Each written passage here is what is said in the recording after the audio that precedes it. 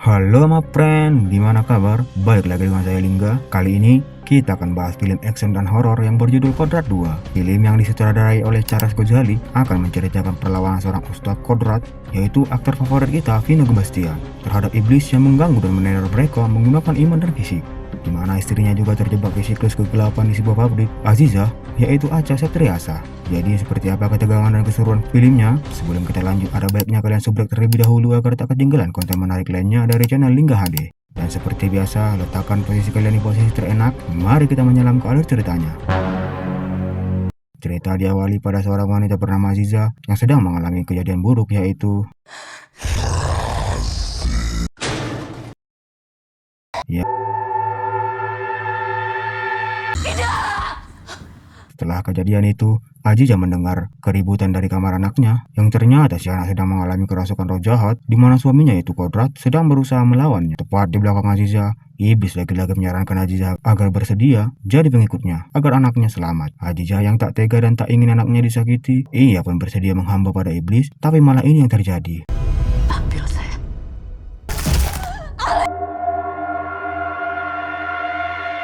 Singkat cerita, beberapa tahun kemudian, saat suaminya sedang dipenjara, Azizah ingin memberi surat pada sang begitu mengenaskan akibat iblis yang merasukinya. Melihat hal itu, petugas pun langsung membawa Azizah keluar. Setelah kejadian itu, Azizah mengira bahwa suaminya sudah wafat, di mana dia sekarang sudah bekerja di sebuah pabrik. Ia pun sering mengirim surat pada seorang kiai, Rohim, tentang keluh kesahnya selama bekerja di pabrik. Singkat waktu, Kodrat yang sudah bebas dari penjara pun menghampiri sang kiai untuk meminta surat itu. Setelah membaca suratnya, ia pun berniat mencari istrinya. Tapi sebelum itu, ia terlebih dahulu ke rumahnya yang sudah lama tak berpenghuni.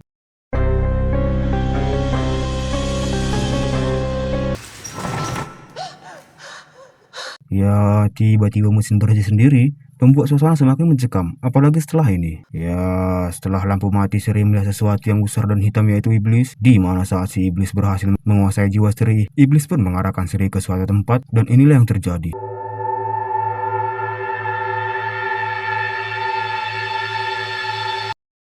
Astaga, sungguh malang nasib si Sri harus mengalami jadi tumbal pabrik.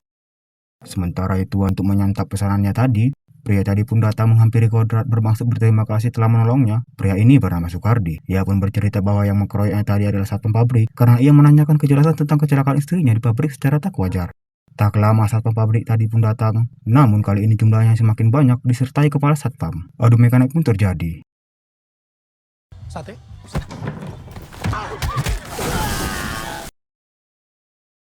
Di keesokan harinya, saat sedang sarapan, disinilah Soekardi cerita tentang apa yang dialami istrinya di pabrik, di mana sekitar 1 tahun yang lalu, saat dia pulang bekerja, ia mendapat kabar dari pabrik bahwa istrinya mengalami kecelakaan, dan pihak pabrik mencoba memberinya uang duka cita, namun ia menolaknya karena ia merasa kematian istrinya tak wajar. Oleh sebab itulah, ia datang ke pabrik untuk menanyakan ada apa sebenarnya yang terjadi pada istrinya, namun ia malah dikeroyok oleh satpam pabrik. Sementara itu di pabrik, kepala satpam dimarahin karena ia tak bisa menangani Sukari dan Kodrat oleh si Pak Tua Peot ini, yaitu pemimpin di pabrik ini. Disinilah kita mengetahui ternyata di pabrik ini hanyalah kamuflase agar si dukun ini bisa menjalankan aksi brutalnya dengan iblis, dan karyawatinya akan dijadikan tumbal satu persatu. Bahwa tadi malam Sri mengalami kecelakaan. Ajijah dan Perwati bingung harus berbuat apa, karena jika melapor ke polisi mereka tak punya bukti kuat. Ajijah pun mengajak Perwati untuk kabur, tapi Perwati menolaknya karena ia ingin membongkar tentang apa yang sebenarnya terjadi pada mereka yang meninggal secara misterius. Apalagi saudara Perwati juga pernah jadi korban sekaligus istri Sukardi. Purwanti mengajak Ajijah untuk memeriksa sebuah ruangan yang dijaga ketat, di mana ruangan itu sering dikunjungi oleh manajer dan petinggi pabrik. Sejenak mereka bersembunyi dari kejaran dan memperbaiki kaki Ajijah yang keseleo. Mereka pun kangen-kangenan mengingat sudah bertahun-tahun mereka tak berjumpa. Ajijah bercerita tentang apa yang disaksikan saat di penjara yang dialami suaminya dan mengira Kodrat sudah tiada. Namun ia tetap merasa senang ternyata Kodrat selamat. Kamu digantung.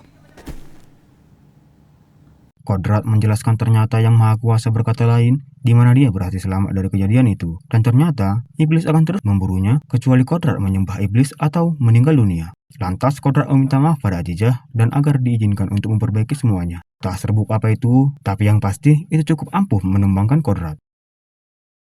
Perwanti berhasil kembali dengan aman ke kamar. Ia pun menjelaskan tentang apa yang dia saksikan tadi. Disinilah Kodrat berada dengan kondisi diikat di kursi. Ia pun diinterogasi si dukun, apa maksud dan tujuannya datang ke pabrik ini. Dengan nada santai, Kodrat menjawab bahwa ia rindu istrinya dan ingin menjemputnya. Mendengar hal itu, si dukun pun menjelaskan bahwa tak ada yang bisa keluar masuk sesuka hati dari pabrik ini karena dia yang berkuasa. Dan Kodrat diancam tak akan bisa keluar dari pabrik ini. Sementara itu, kepala satpam menemui manajer pabrik yang sedang molor dan memberitahu bahwa seluruh karyawati pabrik dicek kondisinya. Inilah yang terjadi. Kodrat yang berhasil lepas pun langsung mencari Ajija. Sementara itu, Ajija sendiri diikat di sebuah ruangan di mana baru saja sadar betapa kagetnya beliau melihat iblis mendekatinya dan... Ya, iblis berhasil menguasai jiwa Ajija yang bermaksud menumbalkannya dan...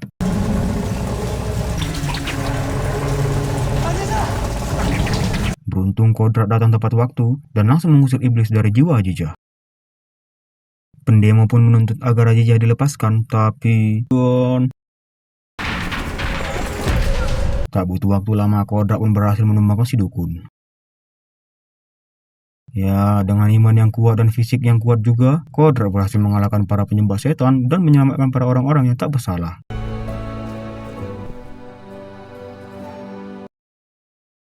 Kodrat langsung membawa Ajija pulang ke rumah mereka. Ini rumah kita. Sesampainya di rumah, betapa rindunya mereka mengingat kenangan dulu yang begitu indah.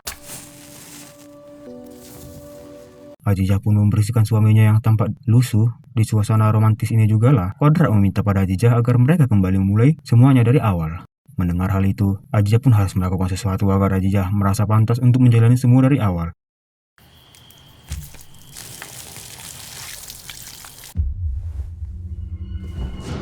Ternyata Ajija ingin sholat untuk membersihkan diri dari iblis, namun Ajija harus mengalami kerasukan, tapi ia berusaha melawan pengaruh iblis.